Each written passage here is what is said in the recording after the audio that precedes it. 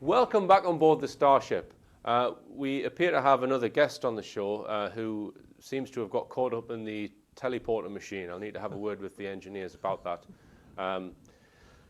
This is actually Ulysses the rabbit, who's the pet on the rich planet Starship. Okay, round about this time in the show, I'm going to be getting public opinions, and this is where I go out and about on the streets of England, trying to find alternative or original opinions. And now it's time for the interesting scientific fact of the week. And it is that if our sun were just 1 inch in diameter, the nearest star would be 445 miles away. Okay, now I think I'll just put Ulysses back in his cosmic hutch. Come on. Unclip the mic.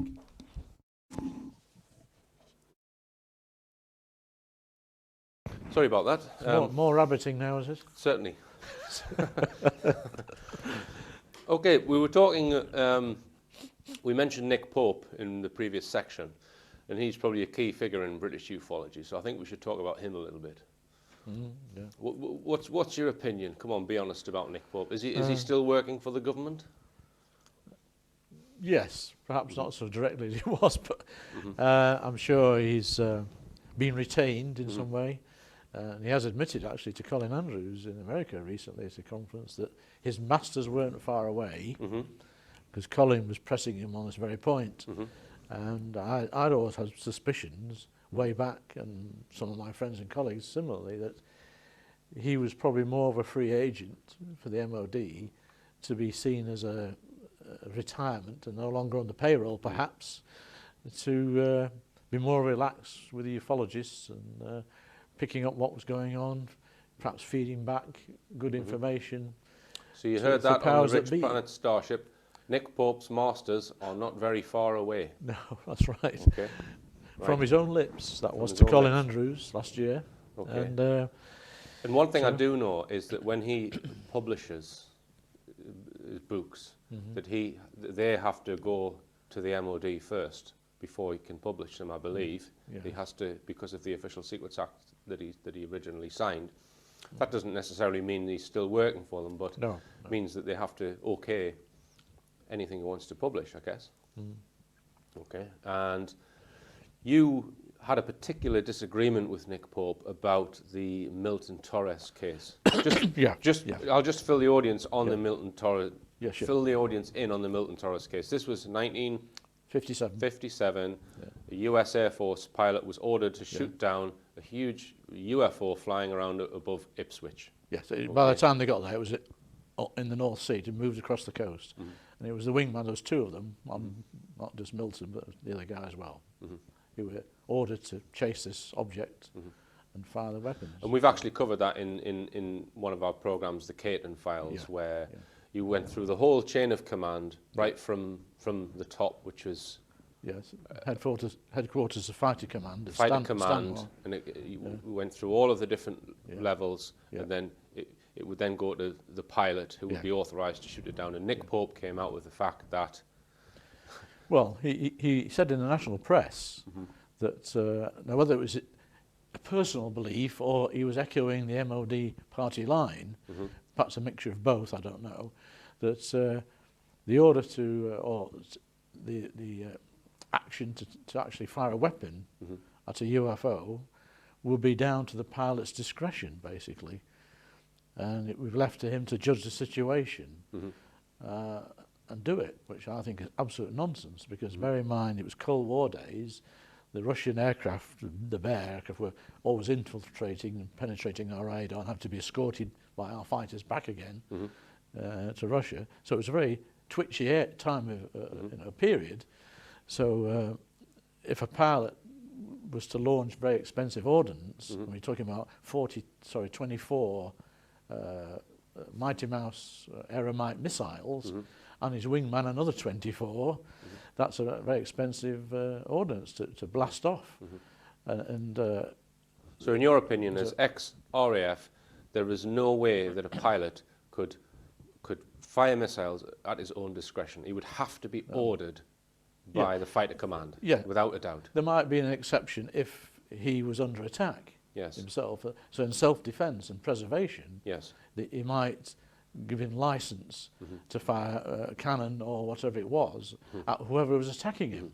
But this was a programmed chase, which was monitored and controlled by the ground radar and people of senior rank, and he was given a coded order, which Milton was shocked about. He said he checked it and questioned it because he couldn't believe he'd been given this instruction. So, and when a foreign national and the Americans are on our airspace, there's no way, in that particular case, as an American, he would have authorization to fire his missiles. Just as Charles Holt has said, and people do Rendlesham, when they went out of the base at Bentwaters into the forest, they had to remove their sidearms and the rifles and leave them with a guy in the truck inside the base because they've now stepped out into the forest on British soil. So it's just absolute nonsense. And perhaps the reason why Nick Pope said that in the press was to protect the commanders who made the decision. Yes, he was trying to move the onus off British hierarchy, military the MOD, hierarchy, fighter command, are giving that order. So it was the pilot's decision. I think that's terrible. Okay.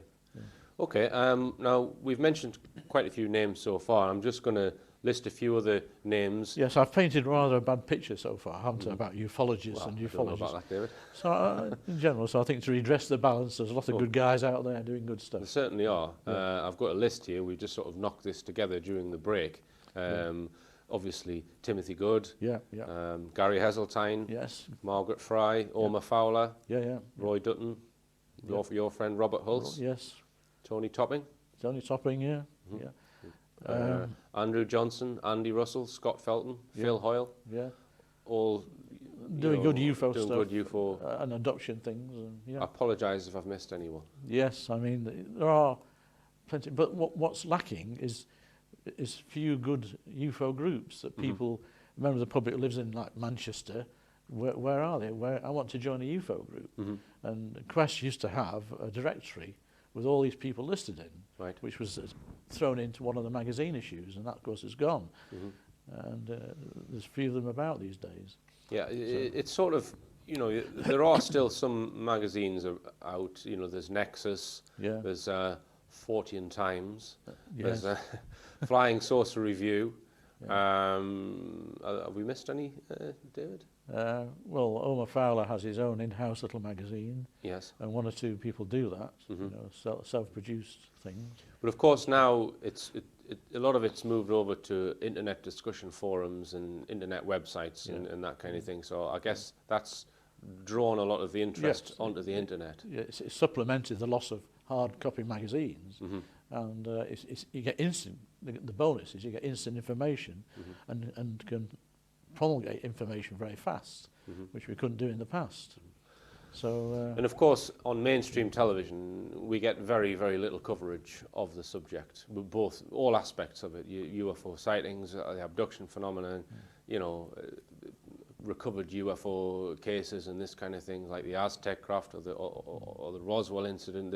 They're never given any depth. There's nothing in depth. I mean, the latest thing that was on was the Danny Dyer documentary. I believe in UFOs. I believe in UFOs, and we all sat and watched that. And any opinion on that, David?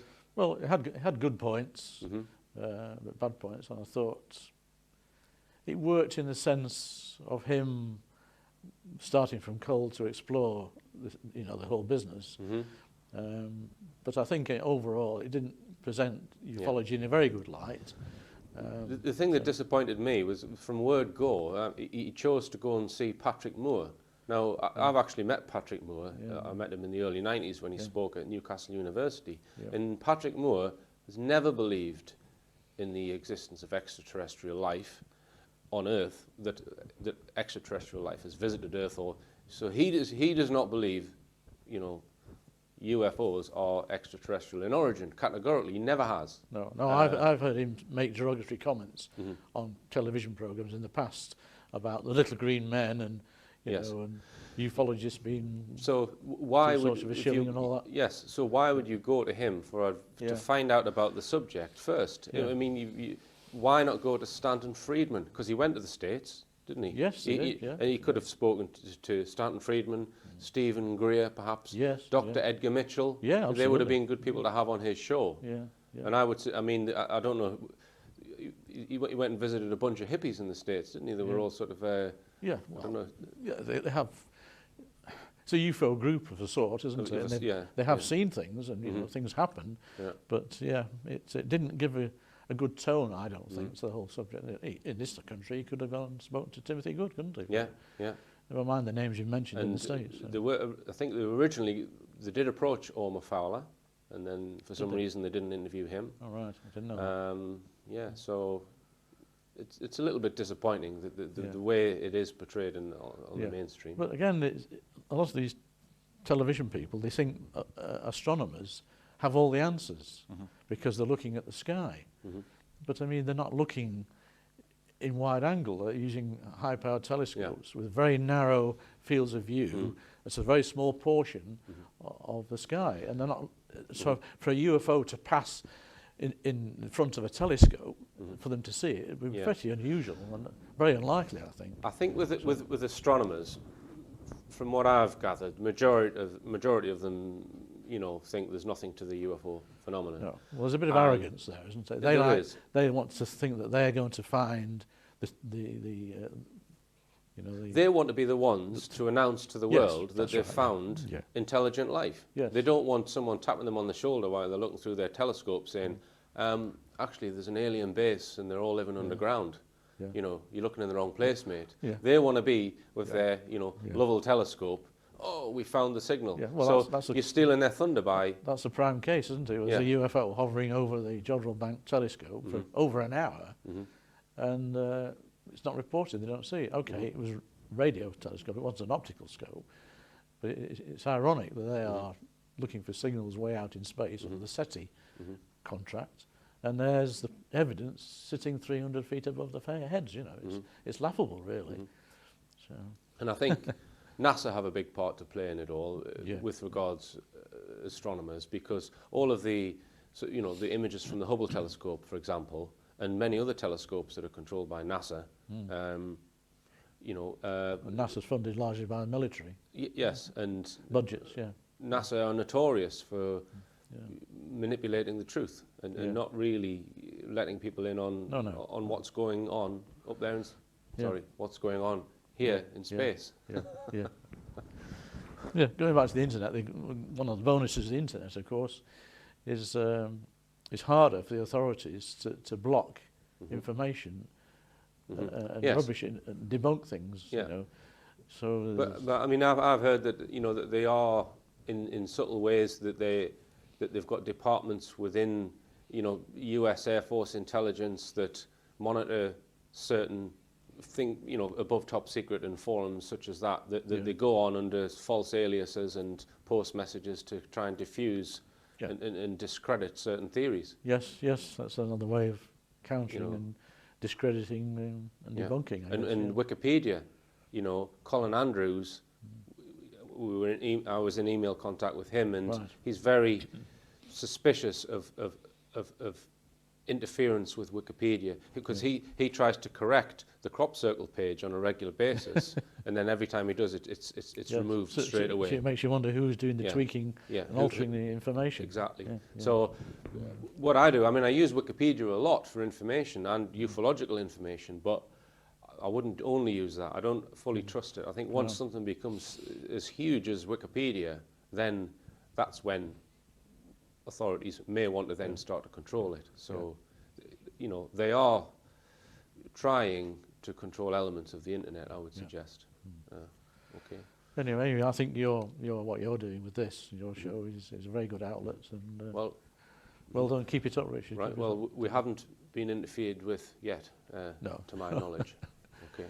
No. But thanks very much for coming in, David. Thank you. It's a pleasure. Okay.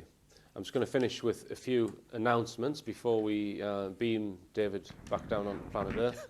At Lytham St Anne's, there's the Probe UK International UFO and Paranormal Conference. That's on the 27th and 28th of March and costs £16 per day. And among the speakers are Andrew Johnson, Tony Topping, and me. Also, AV4, actually it overlaps, it's on the same date, on the 26th, 27th and 28th of March. That's the Alternative View Conference, organised by Ian Crane. And that's at the Thistle Hotel, Heathrow, London. And speaking at the conference will be David Bellamy, Johnny Ball, Brian Gerrish, and many others. So thank you very much for watching, and keep your eyes on the skies and your feet on the ground, and tune in next week.